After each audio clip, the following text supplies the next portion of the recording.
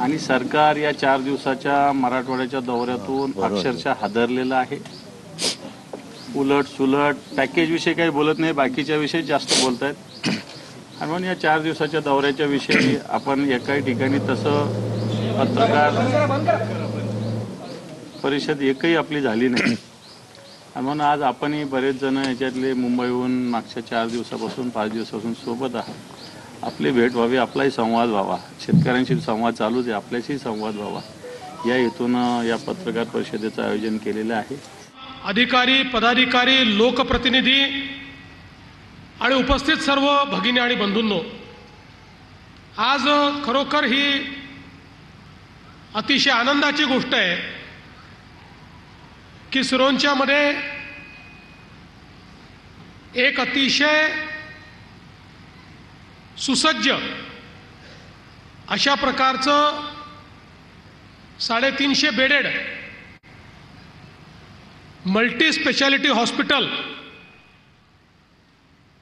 हे ruby hospital and wellness private limited यांच्या माध्यमातून तयार होत आहे।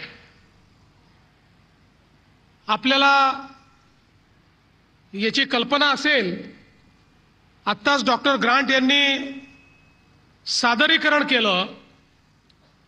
रुबी हे हॉस्पिटल पुण्यातलं सर्वात नामांकित हॉस्पिटल आहे, महाराष्ट्रातल्या नामांकित हॉस्पिटलपैकी एक आहे आणि आता जसं त्यांनी सांगितलं देशातलं सर्वाधिक इक्विप हॉस्पिटल म्हणून त्या ठिकाणी ते तयार होत आहे।